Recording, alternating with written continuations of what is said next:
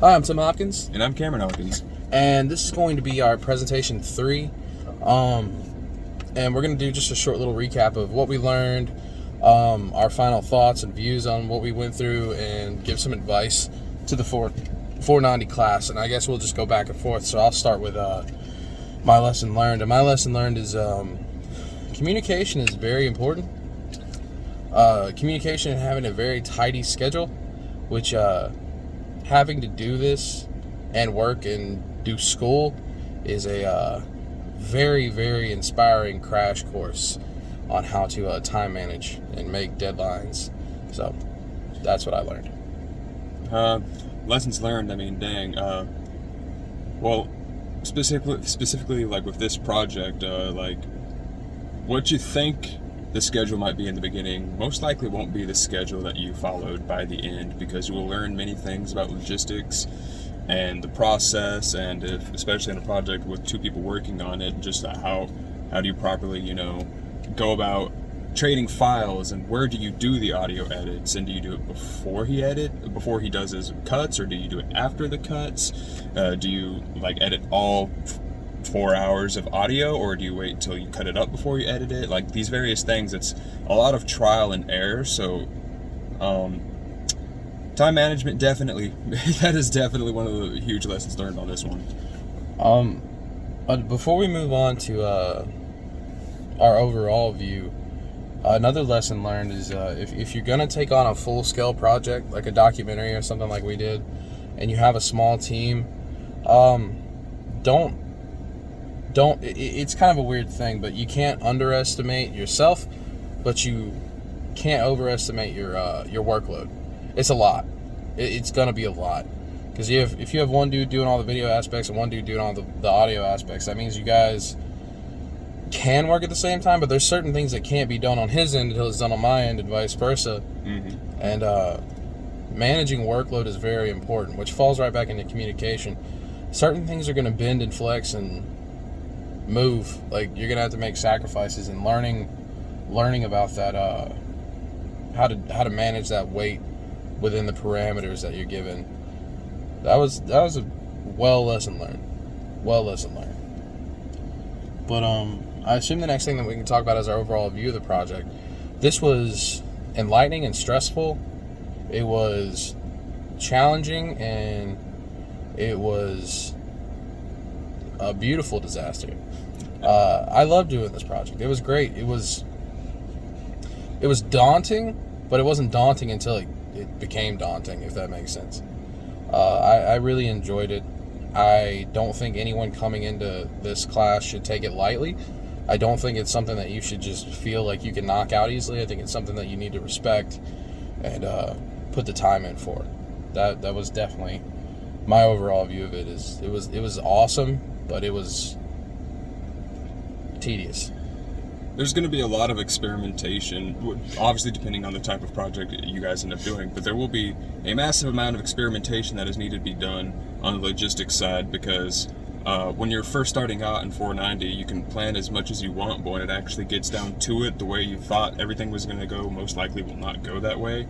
So a lot of the times it's just trying things out in various forms and doing multiple exports, trying different things, because once I send the audio over to him and the codecs and everything starts getting involved, it changes the quality, it changes how things are presented, especially like when you upload things to YouTube and stuff like that. It's going to absolutely nuke the quality, but you don't think about that when you're in the middle of the process, and if you wait till the last minute to upload it, then all of a sudden you have an issue with where'd the quality go. And so there was previous experimentation that could have been done, but we didn't know about it till we got to the last bit. And so there's a lot you will learn throughout the process. Things won't go as you plan, but so long as you initially plan and give yourself plenty of leeway with that time, like with our project, when we initially did our schedule, we had about 3 weeks of excess time. Yep. And with that 3 weeks of excess time, we needed to ask for a week extension just to get everything down tight how we wanted it to. So you cannot plan enough. Like, there's no such thing as planning too much when it comes to this project, especially since you only have about 6 months to do it. We didn't pull punches either. We had everything.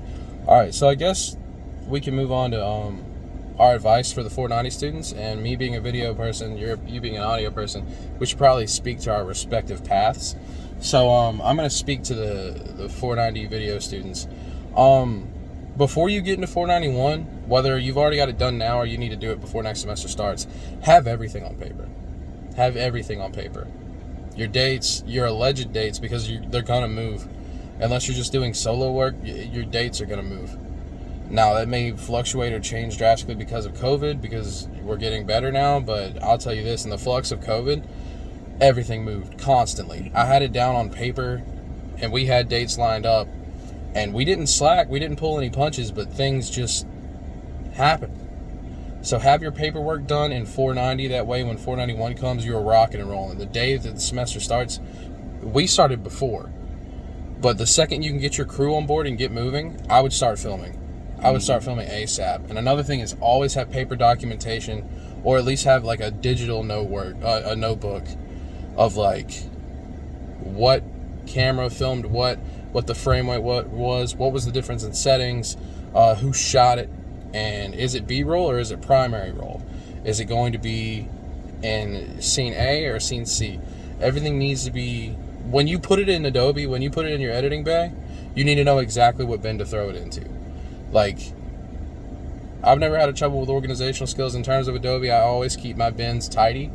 But like with this kind of thing, especially if you're going with a long project, tidiness is essential. Because you don't want to spend 15 minutes looking for that one clip, and you don't want to do, like a mistake I made was I had all my tidiness in order, but the one thing I let slip was I made for the sake of not going on too long, I made a 24 frame per second timeline.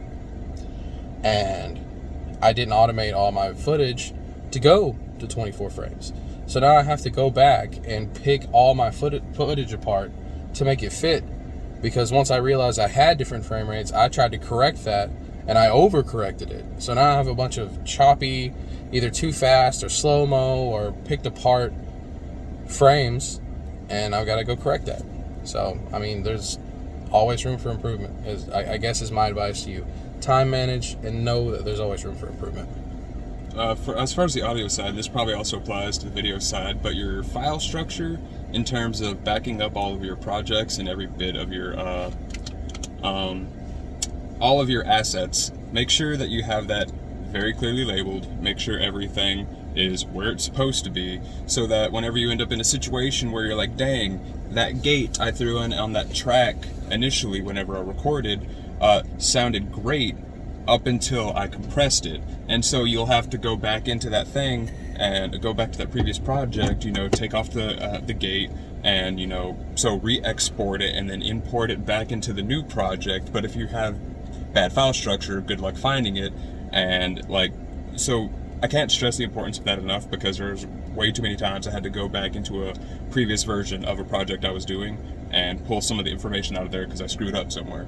So by all means, make sure you're backing up everything, and also do lots whenever you're about to start a new part of your project. Say you're going from gain staging to your initial EQs and maybe compression. Make sure that you save as, and then on the new one, just be like whatever your project was, EQ-compression. So if you're way down the line you mess up somewhere, you could see what your initial settings were, you can go back and readjust.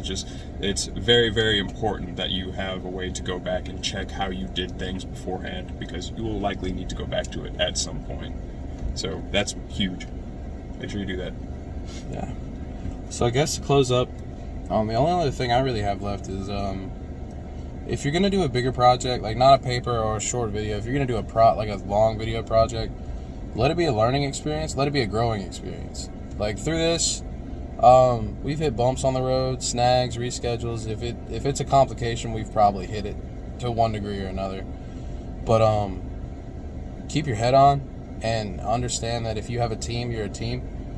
So, take it on the chin and learn from it, grow from it. Personally, after working with, I've never worked with you before. You've never worked with me before. But after working on this project and going through all this mess together, I can completely see myself working with him professionally in the future. Mm-hmm. Same. It's just, you gotta learn together. You gotta divvy up the weight. Otherwise, you're gonna get crushed. But other than that, I think that's it. Unless you have anything else. Thought I did, but that train left the station. And, yeah, so yeah, that's about everything, guys. I appreciate your time, and last thing.